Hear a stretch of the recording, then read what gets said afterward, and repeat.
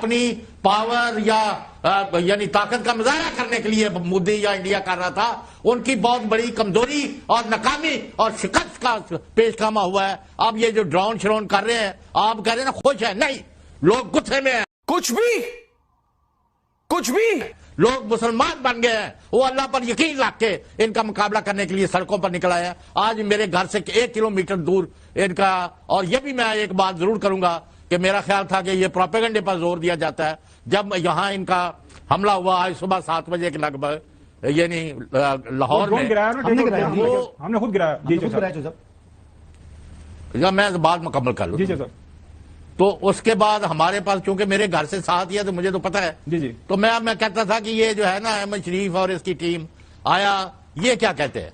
तो मैं आपको हल्फिया कह रहा हूं कि जो इतला थी उन्होंने सरकारी तौर पर वही बात कर दी कि हमारे 4 जो है ना फौजी वो जख्मी हुए हैं और कुछ नुकसान हुआ है।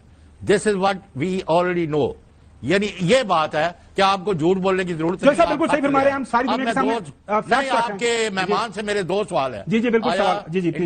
आज इंडिया ने पाकिस्तान पे ड्रोन हमले किए हैं और 25 ड्रोन तकरीबन पाकिस्तान ने मार गिराए हैं या वो खुद गिर गए हैं। ये इस दोनों में फ़र्क क्या है, इसके बारे में हम आपको आज की इस नशरियात में बताएंगे, क्योंकि लोगों के जहनों पे सवालात हैं कि ड्रोन इतने अंदर कैसे आ गए, कौन सी टेक्नोलॉजी है। इसराइल की टेक्नोलॉजी इसमें शामिल की गई है और इसराइल खुल के इंडिया की सपोर्ट पर आ चुका है और इसके असरात अरब ममालिक में और इस्लामिक ममालिक में क्या होंगे, इस पर भी बात करेंगे।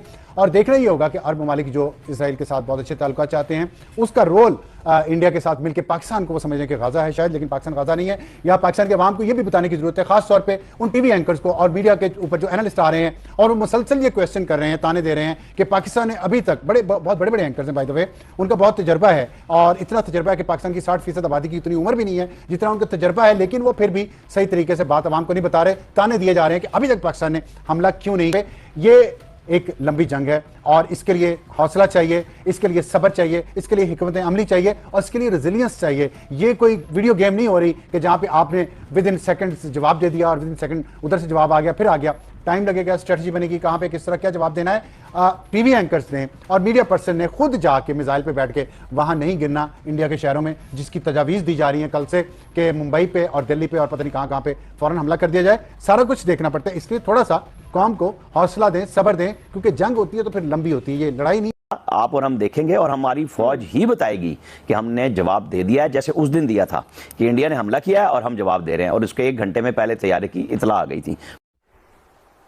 चल झूठा, बिल्कुल सीधी सी बात है। यहाँ पे तमाम लोग, कोई खौफजदा नहीं है, कोई पाकिस्तानी डरा हुआ नहीं है। लोग पहुंच रहे हैं, उनको बताया जाता है कि नहीं आप नहीं आना। और मैं फिर लोगों से कहूंगा कि जब कोई हमला हो तो वहां मौके पे दोबारा नहीं जाना चाहिए, क्योंकि दुश्मन तो आपको देख रहा है। क्या बात कर रहा है? तो आपको वहां जाना चाहिए। अगर सिविल डिफेंस में हमें जरूरत है कहीं हॉस्पिटल की कि वहां पे आपको ब्लड देना है, कोई ऐसी सिचुएशन है, पैनिक तो है ही नहीं, लेकिन जज्बात भी इतने नहीं होने चाहिए कि हम खुले फिर रहे हो कि जनाब आ जाओ, भाग पड़ो, चल पड़ो। तो सब लोगों को देखना चाहिए कि दुश्मन क्या चाल चल रहा है और हमें बहुत एहतियात। Pakistan will respond at its time of choosing, at its mode of choosing, और हम रिस्पॉन्ड करेंगे। प्राइम मिनिस्टर का खिताब, इट वाज एब्सोल्युटली क्लियर कि हम जो हमारे शोहदा हैं उनके लहू को हम रायगा नहीं जाने देंगे, हम बदला लेंगे। DGISPR, defence minister, information minister, तो आवर स्टांस इज क्लियर। ये जो एग्रेशन भारत ने की है, हमारा अब कानूनी तौर पे जब हम रिस्पॉन्ड करेंगे, it will not be an aggression, it will not be an offensive. ये वो जवाब होगा जो भारत को हमने दे दिया, लेकिन उससे बढ़ के हम जवाब देंगे। तो we are ready, our arm forces is clear, हमारा जो स्टांस है, और डिप्लोमेटिकली डेफिनेटली एंगेजमेंट है। और हमारा मौक़िफ़ वहां भी क्या है कि आपने जिस तरह कहा कि पहलगाम के ऊपर we were an open book, हमारी ऑफर थी कि आप इंडिपेंडेंट, न्यूट्रल, ट्रांसपेरेंट इंक्वायरी कराएं, we are open for it. उसके बावजूद इंडिया ने डिप्लोमेटिकली नहीं एंगेज किया, हमारे पे दे अटैक्ड अस। और उस कहिएगा कि ये इस वक्त इंडिया की जो टैक्टिक है, ये जो ड्रोन्स भेज रहा है इस तरह के मुख्तलिफ इलाकों में, मुल्क के तुलु अर्ज में उसने जो भेजे हैं, उसका मकसद क्या है? Since you understand that tactic very well, तो ये क्या हासिल क्या करना चाहता है? देखिए, ये इसमें कोई शक नहीं है, I must be fair to the weapon. ये बड़ा साउंड इफेक्टिव और बड़ा लीथल वेपन है। I don't want to create any pressure, लेकिन मुझे हकीकत भी फेस करनी चाहिए। ये इजराइल का बना हुआ है, ये 40,000 रुपए उड़ता है। This is called medium range drone, medium range missile जो कहना चाहते हैं, एक ये उड़ता है और इसके अंदर फ्लेक्सिबिलिटी बहुत ज्यादा है, एंटी जैमिंग रेजिस्ट करता है और ये सप्रेस करता है enemy air defence corps system को, सप्रेस करता है मोमेंटरीली। और ऑब्वियसली जैसे मैंने कहा कि ये बड़ा इफेक्टिव इस्तेमाल होता रहा है। तकरीबन 30 घंटे इसकी फ्लाइट ड्यूरेशन है because of fuel and range की वजह से।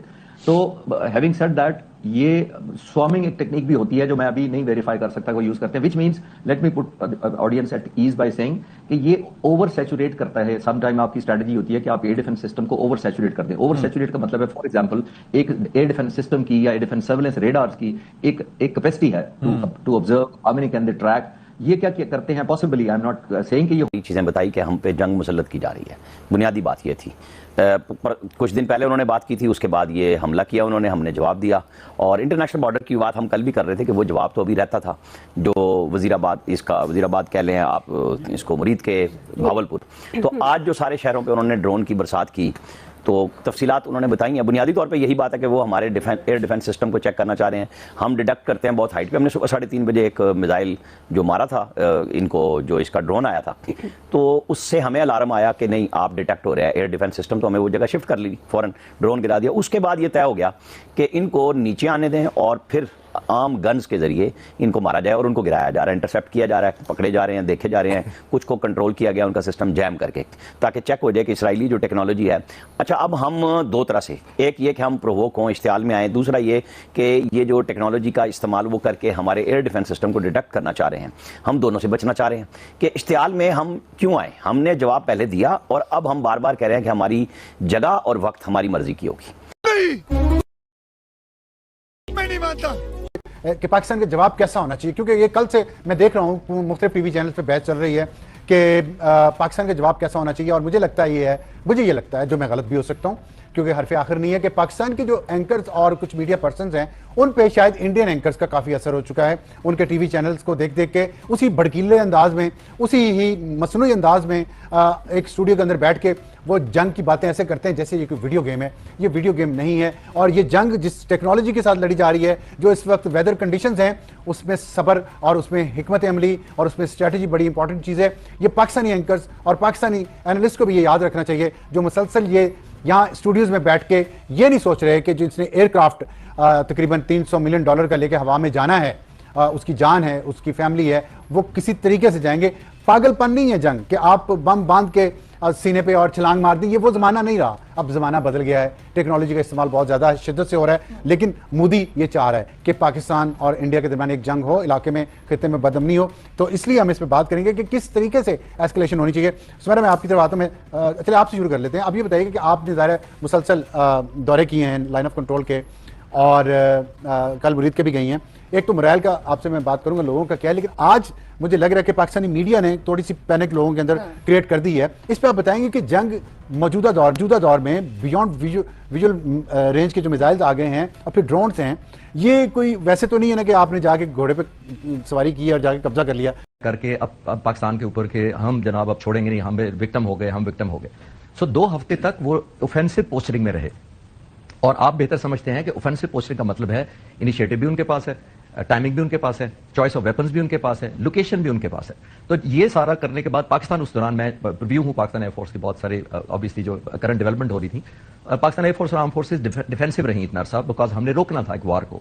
और जो डिफेंड कर रहा होता है उसके पास ऑब्वियसली गेस वर्क करता है, स्पेकुलेट करता है, इंटेंशंस का नहीं पता होता, जगह का नहीं पता होता, टाइम का नहीं पता होता। तो मैंने वो 2 हफ्ते उस तरह कॉन्टैक्ट रहा जहां से मुझे अपडेट मिल रही थी। दूसरी बात हुआ, अब प्रेशर बिल्ड हुआ तो उन्होंने सोचा कि अब कुछ तो करें। पहले उन्होंने 4 राफेल भेजे, फेमस 29-30 तारीख को, जो आपने राइट रिपोर्ट किया, जिसको हम उर्फ आम में कहते हैं पाक फिजाई ने जैम कर दिया, जिसमें बहुत बड़ा क्रेडिट पाकिस्तान की साइबर वॉरफेयर एक सेटअप है हमारा, उसका है, और एरोस्पेस जो हमारी टेक्नोलॉजी इंप्लॉय हुई है उसका भी है अपार्ट फ्रॉम इट। अच्छा, वो जब 4 हो गए तो अब उनकी और फ्रस्ट्रेशन डेवलप हो गई कि ये तो वो ड्रीम एयरक्राफ्ट था, ये तो हमारी विश लिस्ट थी प्राइम मिनिस्टर मोदी की कि अगर मेरे पास ये होता। तो अब उन्होंने सोचा कि अब क्या करें, तो लोगों का और प्रेशर डेवलप हुआ। तो अब उन्होंने सोचा कि अब हमें कुछ करके दिखाना मजबूरी है। मैं आपको रिपोर्ट कर रहा हूं कि हिंदुस्तान का पूरा राफेल फ्लीट, 36 में से तकरीबन ऑलमोस्ट पूरे जहाज उस दिन हवा में थे पिछली रात को, और बाकी उन्होंने कुछ 40 जहाज कहीं और से मिल मिला के पूरे करके ये पैकेज बनाया था। उनका प्लान ये था कि हम 80 जहाज भेजेंगे। तुमसे ना हो पाएगा, हमें तुम्हारे लक्षण बिल्कुल ठीक नहीं लग रहा है, तुमसे ना हो पाएगा। यहाँ तक पहुंचे कैसे? मतलब पिंडी पहुंच गए, लाहौर पहुंच गए, कराची में मलीर तक पहुंच गए, और बहुत सी जगहों पे अंदर पाकिस्तान के काफी आ गए, अटक तक पहुंचे हैं। तो ये क्या है, इसका जवाब जरा आप बताना पसंद करेंगे हमारे नाज़रीन को? देखिए, अब 60 साल पहली बात तो यह है, ऑब्वियसली एक टेक्निकल सवाल है, लेकिन दूसरी बात यह है कि पाकिस्तान की जो एयर डिफेंस सिस्टम है वो काम कर रहा है। पहले होता यह है कि जब आपका एयर डिफेंस सिस्टम इन्हें डिटेक्ट करता है तो वो सिग्नल्स इंडिया को भी जाते हैं, एंड देन फिर उससे ये भी पता चलता है कि पाकिस्तान का एयर डिफेंस सिस्टम कहां पे पड़ा है, और फिर वो उस सिस्टम को हिट करते हैं। उनका टारगेट सिर्फ और सिर्फ आपके शहरी नहीं है वो, और उनका जब उन्होंने ड्रोन्स आपकी तरफ भेज दिए, आपने उन ड्रोन्स को जब हिट करना है, तो जब आप हिट करने लगते हैं तो आपका जो सिस्टम है उसके सिग्नल्स भी इंडिया के सिस्टम के पास जाते हैं, और फिर वो वहां से हिट करते हैं आपके सिस्टम में, जिस तरह उन्होंने लाहौर अटैक करने की कोशिश की। सो पाकिस्तान ने इसको